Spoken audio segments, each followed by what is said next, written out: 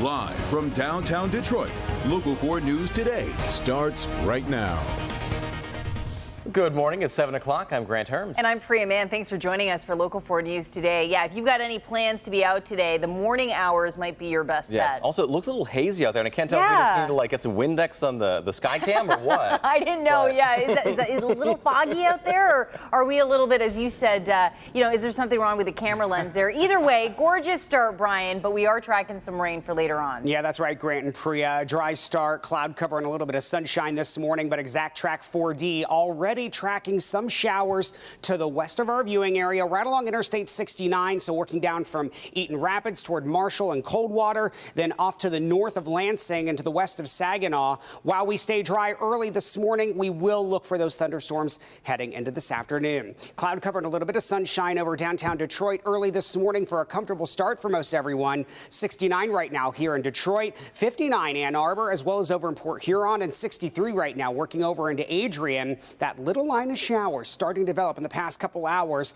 That's just the precursor of showers and thunderstorms that we will all see as we head into this afternoon. So if you are heading to the Dream Cruise, 70s this morning, mid-80s by lunchtime. We warm up very quickly with showers and thunderstorms on the way heading into this afternoon. And we will keep that storm chance in tomorrow. Some of those could be strong to severe as we head into this afternoon. I'll detail out what you can expect in your 4-1 forecast coming up in just a few minutes. Grant and Priya.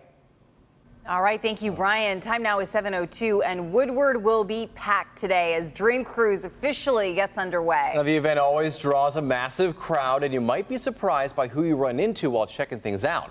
Our Mara McDonald has been cruising in Birmingham. You never know who's going to show up at the cruise to listen to this symphony of burning rubber and mufflers. Let me show you. Stay on Woodward long enough and you'll see it all, from the vintage to the new to the super and everything in between.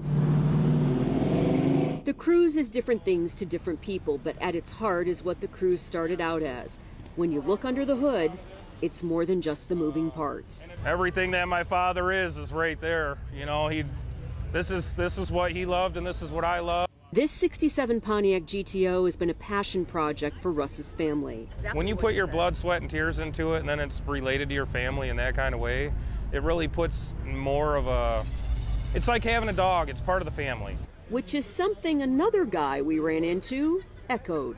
When you find a guy who sanded and painted his car in his driveway, and it looks almost as good as the Pebble Beach car, you go, boy, that's a craftsman. Leno's in town working on a segment for his new season of Jay Leno's Garage, but it's no secret he's been obsessed with cars since he was a kid. But you may be surprised to know that when he was 16, Leno was the lot boy at a Ford dealership in Massachusetts. His job, take the hubcaps off every night. So one day I was carrying a bunch of, carrying all hubcaps, and the used car manager comes on the corner and bangs into me, and they all fall. He goes, "You're fired." And I go, "Well, you banged into me. Okay, you're fired." So I was so ashamed I got fired. I didn't tell my parents, What he did do was go home and write to Henry Ford II asking for help. And about 2 weeks went by, and Ben Rastusha was the guy who owned the deal. He calls me and goes, "Look, I don't know who you know in Detroit, but if you want your job back." I said, "Oh." So I always thanked Henry Ford II for giving me my job back. Hank the Deuce, thanks, pal. So what's the moral of the story? Well, I guess there are two of them. Number one, never hurts to write to the CEO. Number two, you never know who might be walking along Woodward. We're in Birmingham. I'm Mara McDonald, Local 4.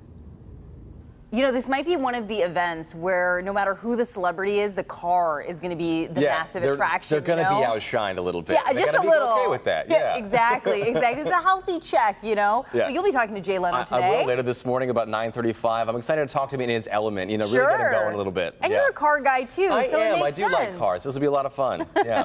And of course, stay with Local 4 and click on Detroit for the latest on the Woodward Dream Cruise. Like we just said, coming up at 9:30, I'll be heading out to the cruise. Check out everything you can see and do. You don't want to miss it. And this is going to be your first dream cruise. My first dream cruise. Just because, the pandemic and all that. Yes, but very fun. I'm very excited. Oh, can't wait. Yeah.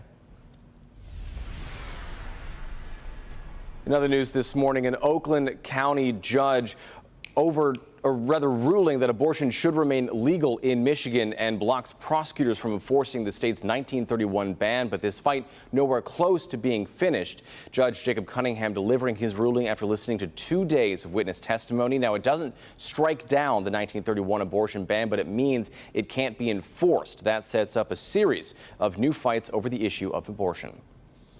An Oakland County judge blocking prosecutors from charging abortion providers under the state's 91-year-old abortion ban that's still on the books. The judge essentially saying until a new legal action or a vote by the people, abortion should remain legal in Michigan. A person carrying a child has the right to bodily autonomy and integrity, as well as a safe doctor-patient relationship free from government interference, as they have been able to do so for nearly 50 years. I'm relieved that everyone in this state knows that it doesn't matter what county you live in now. You are not, as a provider, going to be prosecuted, and you, as a woman and girls, have a right at this moment because of this ruling. On the other side, the attorney for the defendants calling it an abuse of power by the governor. It's such an abuse of our legal system. If it's allowed to stand, it is going to be. This is going to open the floodgates to all kinds of things. But the fight isn't over. An appeal is coming in the next few weeks. Those prosecutors looking to enforce the law have to file their appeal within 21 days. And then there's the sweeping ballot initiative, which has a challenge pending. The deadline for a decision set for August 31st. In his final statement, the judge urging those watching and those in court to register to vote. As a final note, the court reminds the public that the final day to register to vote is October the 24th, 2022.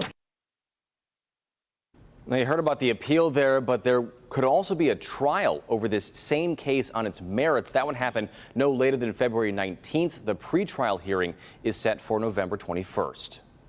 Time now is 7:07, and a deepening divide between former President Trump and his VP Mike Pence. While visiting the Iowa State Fair last night, Pence defended law enforcement amid an angry fallout over the search at Trump's Florida home. Pence refused to answer questions about the criticism of the FBI coming from the former president, but stood by the agency's decision to search Trump's home. We can demand that they reveal why this search warrant was executed against the residence of a former president of the United States without demeaning the rank and file men and women of the FBI. And I'm going to continue to be a voice for that. And Trump and his allies have repeatedly threatened to release a possible video to show what happened inside Mar-a-Lago during the search. However, a Department of Justice official tells NBC News those with access to the video should use caution and conceal the identities of law enforcement. Republican gubernatorial nominee Tudor Dixon has a running mate. Dixon announced that she's picking former state rep Shane Hernandez as her lieutenant governor pick. Hernandez served 2 terms in the Michigan House. Dixon made that announcement just an hour before the state GOP deadline last night. Now, just after her announcement, Garrett Soldano, a primary opponent of hers, said he would also be seeking the LG nomination. Delegates will vote whether to approve either of those picks at the GOP convention next weekend. The general election is November 8th. Time now is 7:08, and the trial of 2 men charged in the alleged plot to kidnap Governor Whitmer will head to the jury next week. On Friday, the defense rested its case after calling federal investigators to the stand. It is the second trial for Adam Fox and Barry Croft Jr. after a previous jury could not reach verdicts. Both men face conspiracy charges. Their defense is arguing the 2 men were entrapped. Closing arguments are scheduled for Monday morning. New information this morning about an E. coli outbreak in Michigan. State health officials say more than 55% of the Michigan cases may have come from food items at Wendy's. Now, while no specific item has been identified, they say the investigation is centered around sandwiches topped with romaine lettuce.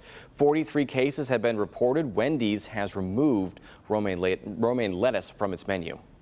Meanwhile, repair work will continue this weekend on a broken water main, forcing more than 130,000 Metro Detroiters to boil their water. The busted pipe is now stabilized, and crews cut out that section so it can be removed. Delivery of a new section of pipes are set for Tuesday. Crews are targeting September 3rd for the completion of repairs. On Friday, the Great Lakes Water Authority distributed water in Imlay City. A lot of people have actually been coming up and thanking us, and it's like, hey, we're just trying to make it easy for everybody else. You know, we're just trying to have everybody get their equal fair share of water, and everybody, make their lives a little bit easier during these tough times. And donations are also coming in from neighboring cities just outside the boil water zone. Imlay City will hand out water today from 10 a.m. to noon at the Eastern Michigan Fairgrounds. Well, there is a very new and very cute addition to the Livonia Police Department. You've got to see this. This is 12-week-old Golden Doodle, the department's first therapy dog. Now, his main job will be to engage with the community and provide comfort during interviews involving kids and victims of trauma. He'll also support first responders. Now, no name just yet. But if you want to help name him, you can follow Livonia PD on their Facebook page and look for a post about how you can help. Okay, can we just say that, you know, knowing how difficult it is to get a picture of a puppy, I know. That is the framing, the lighting. What did they have? What is Charlie? I'm naming him Charlie. Yeah, what is this pup looking at? It's got to be a treat or something, right? I like Daniel. Daniel the dog. I like that one. Daniel. I like that one. But Charlie sounds better when you're like, hey, Charlie. Doug? Doug. Doug dog. Doug dog. Okay, we're done.